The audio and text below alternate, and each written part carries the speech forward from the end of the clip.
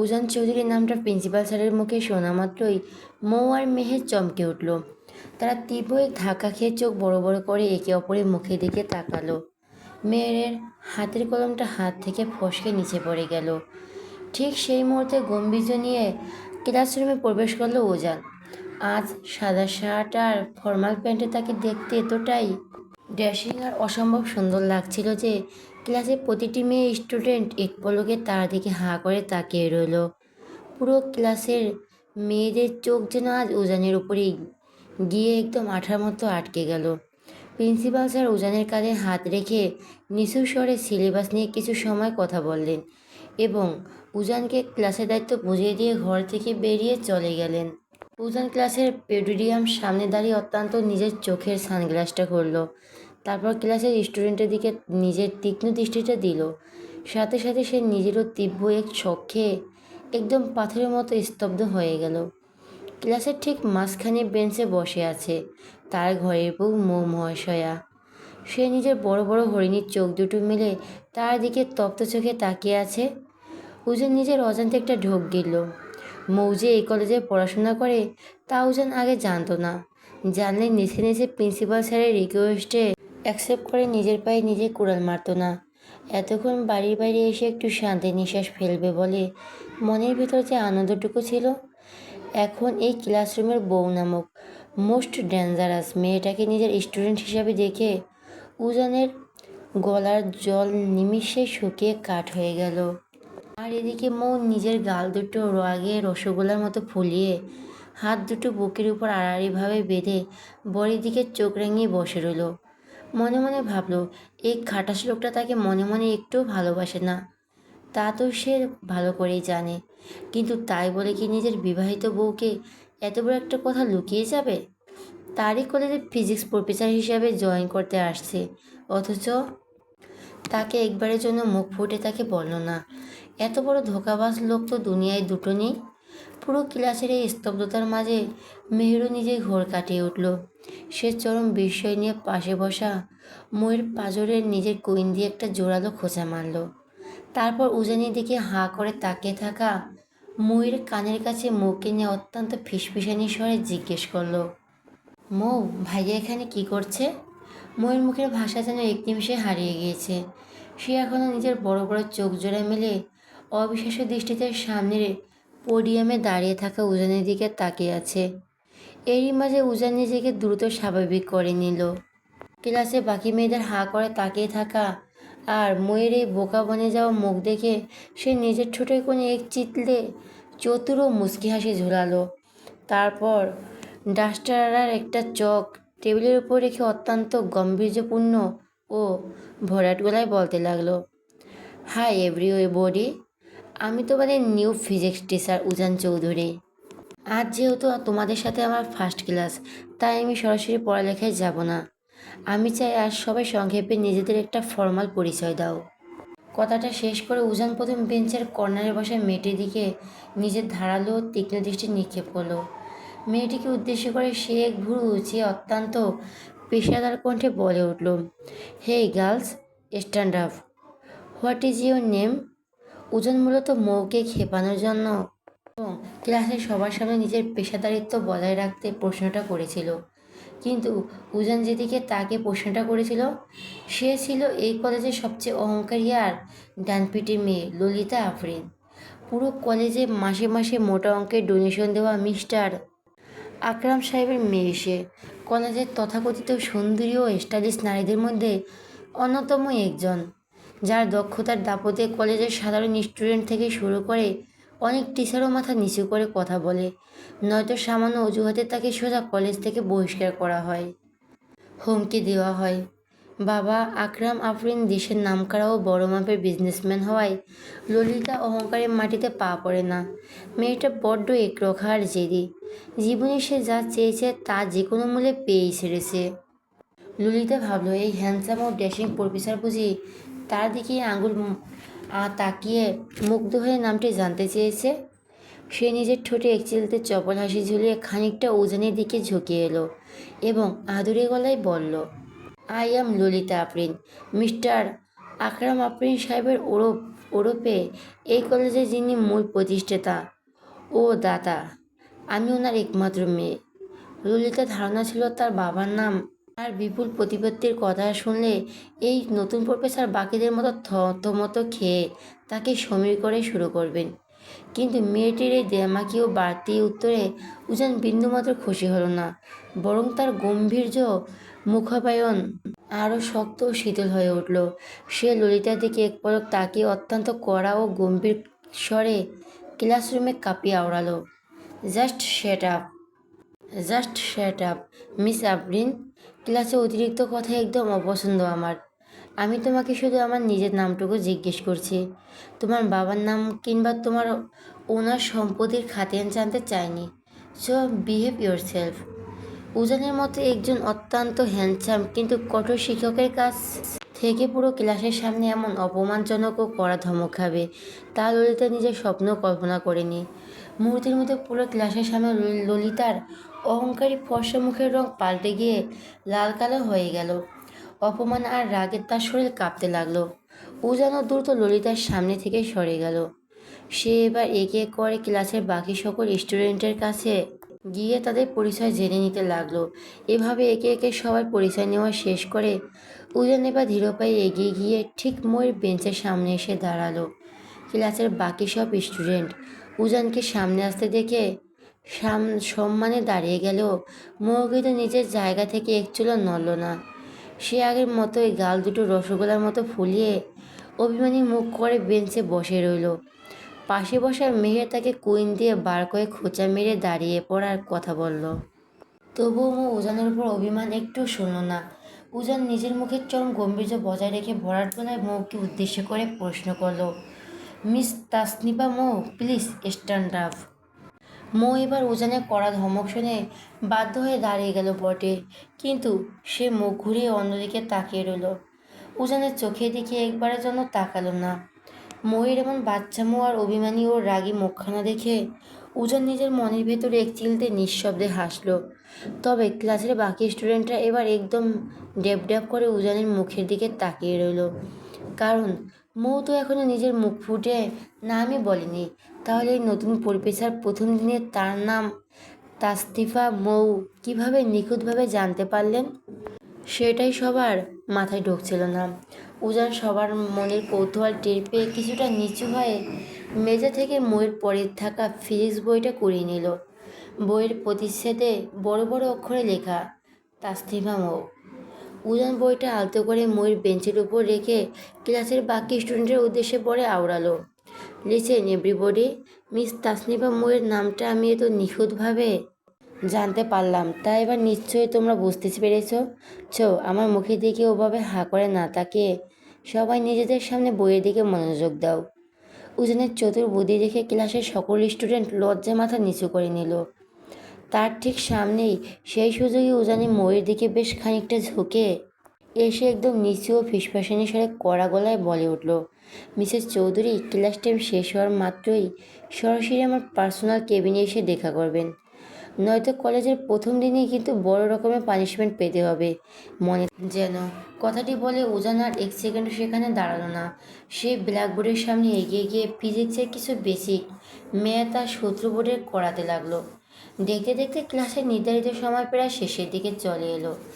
উজান সবার উদ্দেশ্যে কড়া গলায় জানালো, এভরিওয়ান, আজ যেহেতু তোমাদের সাথে আমাদের ফার্স্ট ক্লাস, সেই জন্য আজকে আর বেশি কিছু করাচ্ছে না। নেক্সট ক্লাসে আসার আগে বোর্ডে দেওয়া এই ম্যাথগুলো সবাই হোমওয়ার্ক হিসেবে করে নিয়ে আসবে, নয়তো ক্লাসে ঢুকতে দেওয়া হবে না। উজানের এই কড়া নির্দেশ শোনা মাত্রই ক্লাসের মাঝখানে বেঞ্চ থেকে একটা ছেলে তার ছেলের হাসি ঝুলিয়ে দাঁড়িয়ে পড়ল। সে অত্যন্ত দিমাগি সুরে বলল, পানিশমেন্ট মানে? কিসের পানিশমেন্টের কথা বলছেন স্যার? এই কলেজের হিস্ট্রিতে আজ পর্যন্ত কোনো বড় বড় টিচারও আমাদের এই সেকশনে পানিশমেন্ট দেওয়ার কথা কল্পনা করতে পারেনি, আর আপনি কলেজে পা রাখার কয়েক ঘন্টা হয়নি, এর মধ্যে আমাদের পানিশমেন্ট দেওয়ার ভয় দেখাচ্ছেন? শোনেন স্যার, আমি হলাম এই এলাকার ওসির ছেলে, আমাকে সব ফালতু ভয় দেখাবেন না, নয়তো আপনার চাকরি। ছেলেটি হুমকি মাখা কথা শুনে হাওয়ার আগে উজান বিদ্যুৎ গতিতে এগিয়ে গিয়ে ছেলেটার কলার চেপে ধরে তার গালে পরপর কয়েকটা সজোরে ঠাস ঠাস করে থাপ্পড় বসিয়ে দিল। আচমকা ক্লাসরুমের এমন একটা কাণ্ড ঘটে যাবে তা কেউ ভাবেনি। থাপ্পড় খেয়ে ওসির বকে যাওয়া ছেলে জিহাদ নিজের গাল চেপে ধরে চরম ভয়ে আর আতঙ্কে কাঁপতে লাগলো। পুরো ক্লাসরুম জুড়ে এক ভয়াবহ নিস্তব্ধতা নেমে এলো।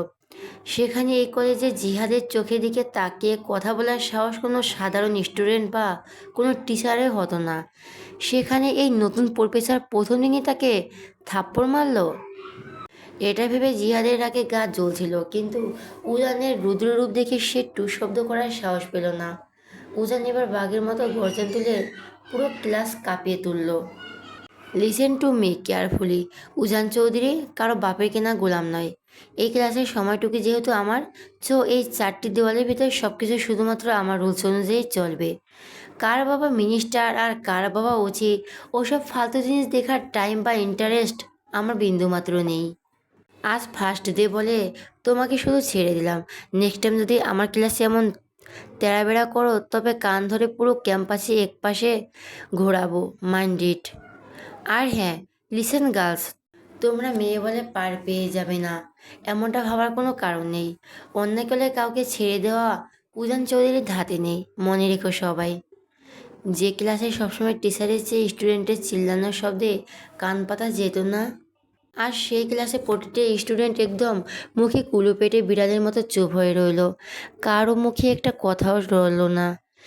একই মাঝে উজান নিজের হাত ঘড়ির দিকে তাকিয়ে এক দীর্ঘশ্বাস ফেলে দ্রুত ক্লাসরুম ত্যাগ করে করিডোর দিয়ে হেঁটে নিজের পার্সোনাল কেবিনের দিকে চলে গেল। ক্লাস শেষ করে উজান নিজের ক্লান্তি দূর করে যেই না নিজের পার্সোনাল কেবিনের দরজা খুলে ভিতরে ঢুকেছে, ঠিক তখনই হঠাৎ কেউ একজন তাকে তীব্র আবেগে তাকে শক্ত করে জাপটে ধরল। উজান মুহূর্তের মধ্যেই স্তব্ধ ও নিতুর হয়ে গেল। তাকে এভাবে হুট করে জড়িয়ে ধরার অধিকার আর পাগলামি শুধুমাত্র তার পুচকে বউ ময়ূরে আছে। কিন্তু মৌ তো এখন মাত্রই ক্লাস শেষ করে বান্ধবীদের সাথে ক্লাসরুমে থাকার কথা। তাহলে এই বন্ধ কেবিনের ভেতরে তো সাহস নিয়ে তাকে কে জড়িয়ে ধরলো? উজান নিজের সমস্ত পুরুষলীলার শক্তি নিজেকে সে বাঁধন থেকে ছাড়ানোর আপ্রাণ চেষ্টা করতে লাগলো। ঠিক তখনই তার কানের কাছে এলো চেনা বিষাক্ত মেয়েলি কণ্ঠস্বর ভেসে এলো। উজান, কেমন আছো তুমি? এতগুলো বছর পর আর সামনাসামনি দেখেও এভাবে চট করে ভুলে গেলে আমায়? কণ্ঠটা শোনা মাত্রই উজানের চেনা পৃথিবীটা সব আলো যেন এক পলকে নিভে গেল। সে তীব্র এক ঝাটকায় মেয়েটি নিজের শরীর থেকে দূরে সরিয়ে দিল। মেয়েটির মুখের দিকে তাকানো মাত্র উজানের চারপাশে চেনা জগৎটা যেন স্তব্ধ হয়ে গেল। এই তো সে শিরিন, যাকে উজান নিজের তরুণ বয়সে নিজের উদীয়মান যৌবনে প্রথম দেখার পর পাগলের মতো ভালোবেসেছিল। মেয়েটির মুখের আবয়ন এখনও ঠিক আগের মতোই আছে, চেহারায় তেমন কোনো পরিবর্তন আসেনি। তবে একসময় এই মেয়েটি উজান যতটা না ভালোবাসত, আজ তার চেয়ে কোটি গুণ বেশি ঘৃণা করে। যাকে নিয়ে একসময় স্কুল কলেজের গণ্ডি পেরিয়ে নিজেকে জীবনের ঘরণী বানানোর হাজারো রঙিন স্বপ্ন বুনত উজান, ঠিক সেই মেয়েটি একদিন উজানকে একাকী করে এক মাছ দড়িদা ফেলে তারই সবচেয়ে কাছের বন্ধুর সাথে হাত ধরে পালিয়ে গিয়ে বিয়ে করে নতুন সংসার শুরু করেছিল। আজ দীর্ঘ 14টা বছর পর তাদের আবার এভাবে সামনাসামনি দেখা হলো। উজানের বয়স মাত্র যখন 16, তখন তাদের স্কুলে নতুন ভর্তি হয়েছিল শিরিন। মেয়েটা ছিল উজানের চেয়ে 3 বছরের জুনিয়র। প্রথমে দুজনের মধ্যে বন্ধুত্ব, তারপর ধীরে ধীরে তা এক গভীর ও অন্ধ ভালোবাসায় রূপান্তরিত হয়। একসাথে স্কুলের গণ্ডি পেরিয়ে যখন তারা কলেজ লাইফের শেষ প্রান্তে, ঠিক তখনই এসএসসি পরীক্ষার মাত্র কয়েক মাস আগে শিরিন উজানের পরম বন্ধুর সাথে পালিয়ে গিয়ে বিয়ে করে নেয়। উজান তাকে নিজের জীবনের সবটুকু উজাড় করে ভালোবাসত। উজানের সাথে শিরিনের 4 বছরের দীর্ঘ সম্পর্ক ছিল, কিন্তু পরে উজান জানতে পারে তার আড়ালে তার বন্ধুর সাথে নাকি শিরিন 5 বছরের গভীর সম্পর্ক ছিল। শুধুমাত্র এই একটি মেয়ের বিশ্বাসঘাতকতার জন্য উজানের সাজানো সুন্দর জীবনটা এক নিমিষে তছনছ হয়ে গিয়েছিল। সে এতটাই মানসিক আঘাত পেয়েছিল যে জীবনের প্রথম পরীক্ষা এইচএসসিতে সে ফেল করে বসেছিল। তারপর বছরের পর বছর একাকিরে নিজেকে পুড়িয়ে সে ধীরে ধীরে মুভ অন করে আজকের এই সম্মানধন্য গোল্ড মেডেলিস্টে প্রফেসর উজান চৌধুরী হয়েছে। এখন সে নিজে মেয়েটিকে তীব্র ঘৃণা করলেও মনের কোনো এক অন্ধকার কোণ থেকে তার নামটা পুরোপুরি ভুলতে পারেনি। তবে এই বিগত কয়েকটা দিন ধরে মৌ তার লাইফে আসার পর থেকে এই বিষাক্ত মেয়েটির কথা উজান যেন ভুলে গিয়েছিল। তার মনে থাকতো না শিরিনের কথা। উজানকে ওভাবে স্তব্ধ হয়ে দাঁড়িয়ে থাকতে দেখে শিরিন আবারও এক পা এগিয়ে গিয়ে চোখের জল ফেলে তীব্র আবেগে উজানকে শক্ত করে জড়িয়ে ধরল। আর ঠিক সে চরম মোক্ষম মুহূর্তে প্রফেসরের কেবিনের দরজা ঠেলে ভেতরের রুমে প্রবেশ করলো মৌ। ভেতরে ঢুকতে উজান আর শিরিনকে অমনি অতি ঘনিষ্ঠ ও অপ্রস্তুত অবস্থায় জড়িয়ে ধরে থাকতে দেখে মৌর মাথার উপর যেন আস্ত আকাশটা ভেঙে পড়ল। তার বুকটা ভেতরটা এক নিমিষে হালকা হাজারটা টুকরো টুকরো হয়ে গেল। যাকে সে ভালোবাসে সে এখন অন্য একটা অচেনা মেয়ের বাহুবন্ধনে আবদ্ধ। চোখ দুটো মুহূর্তের মধ্যে নোনা জলে ভরে উঠল। সে আপনা আপনি দু ফোঁটা অশ্রু গাল বেয়ে গড়িয়ে পড়ল মেঝেতে। উজান দরজার দিকে তাকিয়ে ময়ের ভাঙা চাহনি দেখে পুরোপুরি থমকে গেল। সে তড়িঘড়ি করে শিরিনকে নিজের শরীর থেকে ধাক্কা দিয়ে সরিয়ে দিতে চাইল, কিন্তু শিরিন এবার বড্ড শক্ত করে উজানকে আঁকড়ে ধরে রাখায় উজান তাকে সরাতে ব্যর্থ হলো। উজানের বুকে অন্য নারীর এই অধিকার দেখা মাত্রই মৌ আর এক সেকেন্ডও সেখানে দাঁড়িয়ে নিজের আত্মসম্মান বিলিয়ে দিল না। সে কাঁদতে কাঁদতে তড়িৎ গতিতে কেবিন ছেড়ে করিডোরের দিকে বাইরের দিকে ছুটে চলে গেল। উজান এবার নিজের সর্বশক্তি খাটিয়ে শিরিনের এক ঝাটকায় দূরে সরিয়ে দিল। তার গাল বরাবর দুটো থাপ্পড় বসিয়ে দিল। উজান মুহূর্তের মধ্যে বাঘের মতো গর্জন করে উঠল, তুই কোন সাহসে আমাকে জড়িয়ে ধরলি? শিরিন হকচকে গিয়ে কাঁপা কাঁপা গলায় বলো, উজান তুমি আমাকে থাপ্পড় দিলে, আবার এত নোংরা ভাষায় গালি দিচ্ছ? ভালোবাসার মানুষের সাথে কেউ কীরকম রুড বিহেভিয়ার করে? উজান সঙ্গে সঙ্গে শিরিনের গাল দুটো শক্ত করে চেপে ধরে দাঁতের দাঁত চেপে বলো, তোর মতো উজান চৌধুরী অত্যন্ত ভালোবাসে না। কাল নাগানি আমি তোকে 14 বছর আগে আমার লাইফ থেকে আউট করে দিয়েছি, আর আজ এত বছর পর তুই এসে আমাকে ভালোবাসা দেখাচ্ছিস? সর! উজান আর এক সেকেন্ডও সেখানে দাঁড়ালো না। সে দ্রুত কক্ষ থেকে বেরিয়ে ময়ের পিছু পিছু দৌড় দিল, কিন্তু ততক্ষণে অনেক দেরি হয়ে গিয়েছে। করিডোরের শেষ প্রান্তে মেহেকে দাঁড়িয়ে থাকতে দেখে উজান উদগ্রীব কণ্ঠে জিজ্ঞেস করলো, মেহের পিচ্ছি কোথায়, ওকে দেখেছ? মৌ তো কাঁদতে কাঁদতে কলেজের গেট দিয়ে বেরিয়ে গেল। কিন্তু ভাইয়া, সরি স্যার, আপনি মৌকে এমন কি বলেছেন যে ও ও এভাবে কাঁদতে কাঁদতে চলে গেল? আপনি কি আবারও ওকে থাপ্পড় দিয়েছেন? তোমার কি শেষ নেই? আমি কোন বড়তে ওইটুকু একটা মেয়েকে মারতে যাব? তাছাড়া ও তো আমার বউ। উজান আর কোনো কথা না বলে বড় বড় পা ফেলে দ্রুত গেট দিয়ে বেরিয়ে গেল। তারা দ্রুত চলে যাওয়ার দিকে তাকিয়ে মেহের মুগ্ধ হয়ে হাসলো। অনিচ্ছে হলেও আজ প্রথমবারের মতো উজান মৌকে নিজের বউ বলে স্বীকৃতি করলো। মৌ বাসায় ফিরে নিজের রুমে ঢুকে একটার পর একটা জিনিস মেঝেতে ঝুড়ে ভাঙতে শুরু করলো। পুরো রুম লণ্ডভণ্ড হয়ে গেছে। তার চোখ থেকে অনবরত অশ্রু গড়িয়ে পড়ছে। বাড়িতে আজ শুধু আরিফুল চৌধুরী, তুবা আর মৌসুমী চৌধুরী রয়েছেন। বাকিরা সবাই কাজের বাইরে।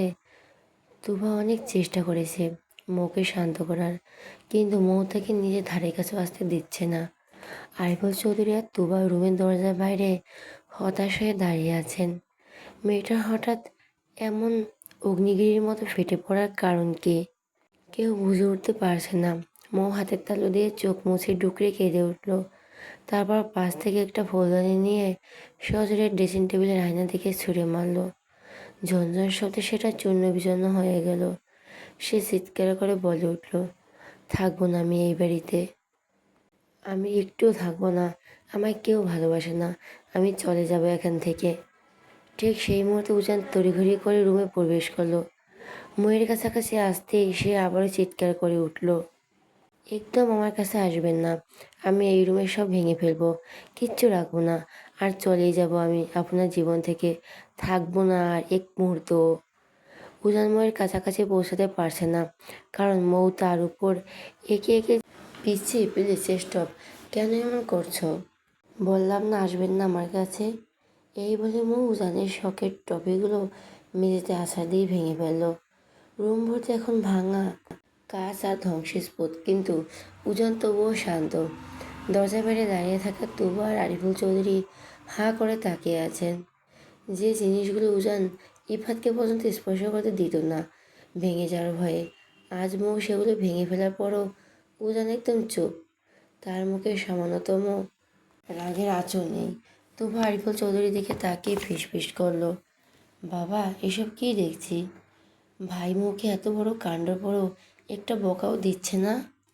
সেটাই তো ভাবছি আম্মাজান, ছেলেটার আজ কী হলো?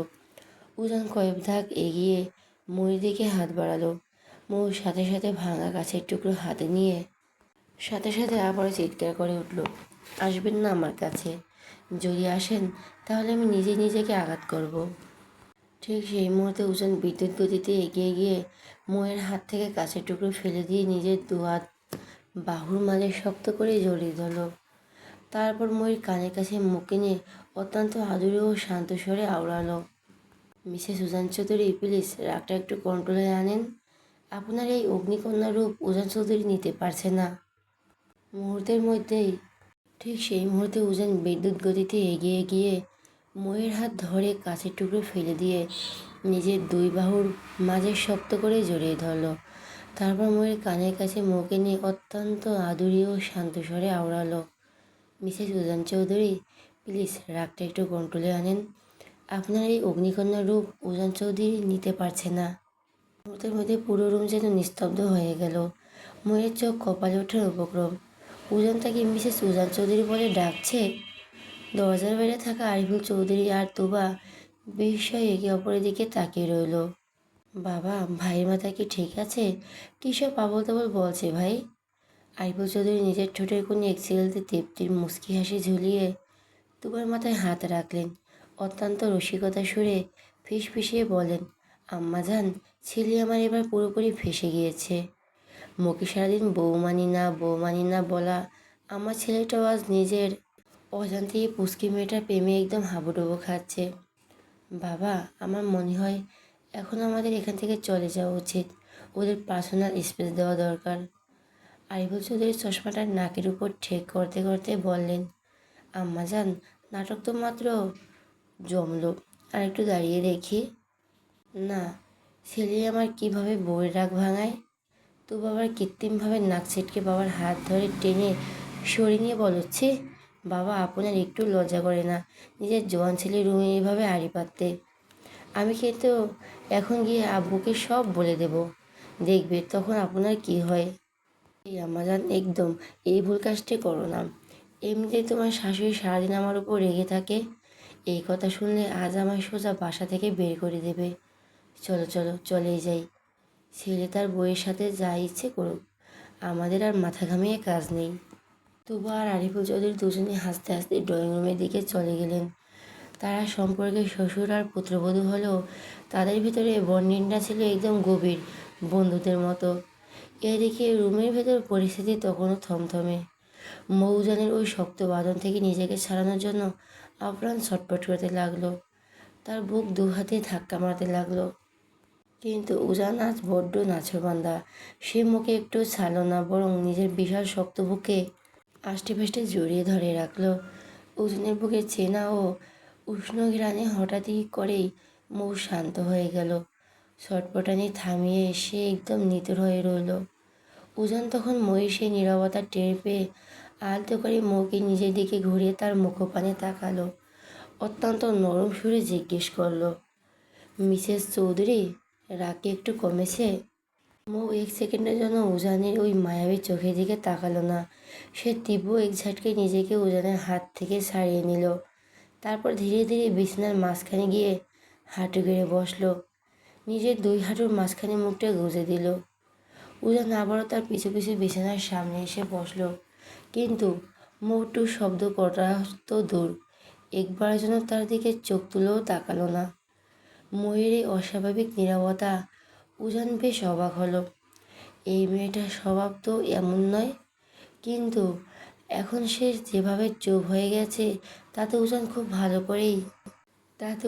ভালো করে বুঝলো তার পিচ্ছি বউটা আজ বড্ড বেশি কষ্ট পেয়েছে। উজান নিজের গলার স্বর যতটা সম্ভব কোমল করে নিচের স্বরে আওড়ালো, পিচ্ছি। কিন্তু এবারও ময়ের পক্ষ থেকে কোনো রেসপন্স ছিল না। সে হাঁটুর ভেতরে মুখ গুজে এবার নিঃশব্দে ফুপিয়ে ফুপিয়ে কাঁদতে লাগলো। ময়ূর সে কান্নার তীব্র ভেজা আওয়াজটা তীরের মতো এসে উজানের বুকের ভেতর বিঁধল। তার হৃৎপিণ্ডটা যেন এক নিমিষে হাহাকার করে উঠল। ইদানিং এই মেয়েটার মুখপানি একটু কালো হয়ে থাকলেও যেখানে উজানের বুকটা ব্যথা টনটন করে, সেখানে আজ মেয়েটা নিজের চোখে অশ্রু ফেলছে। উজান কিছুতেই ময়ের এই কষ্ট নিতে পারছে না। উজান বার কয়েক চেষ্টা করলো ময়ের চিবুক ধরে নিজের দিকে ফেরাতে, কিন্তু বারবারই ফলাফল শূন্য রইল। মুখ তুলল না। উজান এক তপ্ত দীর্ঘশ্বাস পেল।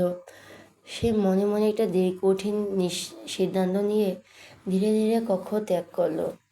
সে বড় বড় পা ফেলে সিঁড়ি দিয়ে তরতর করে নিচে নামছে। তার চোখে মুখে তখন এক অদ্ভুত তাড়া। সদর দরজার কাছাকাছি পৌঁছাতেই ড্রয়িং রুমে বসা তুবা পেছন থেকে কৌতূহলী গলায় বলে উঠল, ভাইয়া, এত তাড়াহুড়া করে কোথায় যাচ্ছ তুমি? উজান এক পলক পেছনে ফিরে তাকালো। তার ঠোঁটের কোণে তখন এক চিলতে মৃদু ও রহস্যময় হাসি। সে উত্তর দিল, মিসেস চৌধুরী বড্ড অভিমান করেছে আমার উপর, তাই তার সেই কঠিন অভিমান ভাঙানোর মেডিসিন আনতে যাচ্ছি। কথাটি বলে উজান সদর দরজা খুলে বাইরে বেরিয়ে গেল। তুবা উজানের যাওয়ার দিকে তাকিয়ে নিজের মনে মুচকি হাসল।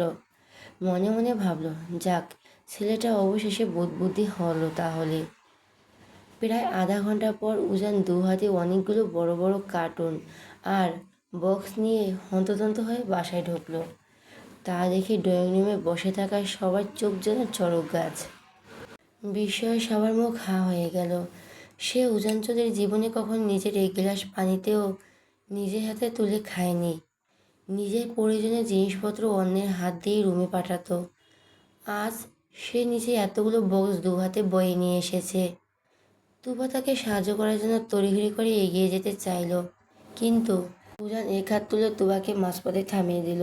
ভাবি, তোমায় আর কষ্ট করতে হবে না। উজান চৌধুরীর জন্য এখন এইটুকু ভার বহন করা কিছুই না। মিসেস চৌধুরীকে বড্ড হার্ট করে ফেলেছি। তাকে মানানোর জন্য এইটুকু স্ট্রাগল তো আমাকে করতেই হবে। এই বলে উজান বড় বড় পা ফেলে সিঁড়ি বেয়ে নিজের রুমের দিকে হাঁটা দিল। রুমে ঢুকে দেখলো মৌ ঠিক সেই আগের অবস্থাতে বিছানায় হাঁটুতে মুখ গুজে বসে আছে। মৌকে এই অবস্থায় দেখতে উজানের কলিজাটা যেন ছিঁড়ে যাচ্ছে। আজ উজানের হাতে থাকা বক্সগুলোর ভেতরে ছিল প্রচুর চকলেট, আইসক্রিম আর চিপস। এই সব কটি জিনিসই মৌর ভীষণ প্রিয়। একদিন রাতের ঘুমের ঘরে আচ্ছন্ন অবস্থায় মৌ বিড়বিড় করে এই জিনিসগুলোর কথা বলেছিল, আর উজান সেই পুচকে বউর মুখে প্রতিটি কথা নিজের মনের মণিকোঠায় গেঁথে রেখেছিল। সে মল থেকে প্রতিটি জিনিস একটা দুটো নয়, একেবারে 10টা করে, যাতে করে তার জেদি পিচ্ছি বউটা অভিমানের চোখের পলকে দুই মুছে সাফ হয়ে যায়। উজান ধীর পায়ে এগিয়ে গিয়ে সবগুলো রঙিন বক্স ঠিক মৌয়ের চোখের সামনে সাজিয়ে রাখলো। চকলেটের চেনা সুবাস পেয়ে মৌ আচমকা চমকে চোখ তুলে তাকালো, কিন্তু পরক্ষণই উজানের দিকে তাকিয়ে আবারও নিজের মুখটা শক্ত করে নিল। কোনো কথা বলল না। উজান বিছানায় তার একদম কাছাকাছি গিয়ে হাঁটু গেড়ে বসলো। পিচ্ছি, এই পিচ্ছি, সরি আমার আম্মুর লক্ষ্মী বৌমা, প্লিজ এবার একটু কথা বলো। আর কখনো এমনটা হবে না, প্রমিস। মৌজানের মুখে আম্মুর লক্ষ্মী বৌমা শুনতে নিজের জেদ বজায় রাখলো। সে আগের মতো গাল দুটো ফুলিয়ে উজানের দিকে পিছন ফিরে উল্টো হয়ে বসলো। তবে তার চোখের কোণে তখন নোনা জল চিকচিক করছে। মনে হচ্ছে একটু নাড়া পেতেই এই বুঝি এখনই শ্রাবণের ধারার মতো গাল বেয়ে গড়িয়ে পড়বে। উজান এবার বিছানায় সরে গিয়ে সরাসরি ময়ের মুখোমুখি হয়ে বসলো। ময়ের নরম ফর্সা হাত দুটো জোর করে নিজের শক্ত হাতের তালুতে ভাঁজে নিয়ে অত্যন্ত, এই পিছি, এভাবে চুপ করে থেকো না প্লিজ, কথা বলো না আমার সাথে। এই দেখো, তোমার জন্য চকলেট, আইসক্রিম, চিপস সব এনেছি, তবু কি কথা বলবে না আমার সাথে? আমি তো নিজে থেকে সরি বললাম, তবু এভাবে গাল ফুলিয়ে বসে থাকবে? বলো মাত্রই মৌ তড়িৎ গতিতে উজানের হাত থেকে নিজের হাত দুটো টেনে সরিয়ে নিল। সে নিজের বড় বড় চোখ দুটো দিয়ে উজানের দিকে রাগী দৃষ্টি নিক্ষেপ করে ঝাঁকিয়ে প্রতিবাদ করে উঠল, সরি? কিসের সরি? হ্যাঁ, আপনি কি ভেবেছেন আমাকে এই দুটো চকলেট, আইসক্রিম আর চিপস এনে দিলেন আমি আমার সব কষ্ট ভুলে যাব? আমি আপনার সাথে আমার জীবনে আর কথা বলবো না। আপনি কেন ওই কলেজের শাকচুনিকে ওভাবে নিজের বুকের সাথে জড়িয়ে ধরেছিলেন? উজানময়ের মুখে নিজের সাবেক প্রেমিকের নাম শাকচুনি শুনে আর মনের ভেতর চেপে রাখা হাসিটা আর ধরে রাখতে পারল না। সে ফিক করে হেসে দিল। তারপর বিদ্যুৎ গতিতে এগিয়ে গিয়ে মৌকে এক ঝাঁটায় কোলে তুলে নিজের মুখোমুখি বসিয়ে দিল। মৌ কিছু বুঝে ওঠার আগেই উজান তার মুখের উপর এসে পড়া এলোমেলো চুলগুলো আলতো করে সরিয়ে দিল। এই বিছানার পাশ থেকে একটা ক্লিপ নিয়ে পরম যত্নে ময়ের চুলগুলো উঁচু করে একটা সুন্দর খোঁপা বেঁধে দিল। খোঁপা বাঁধা শেষ করে উজান ময়ের নাকের ডগায় একটি মৃদু টোকা দিয়ে বলল,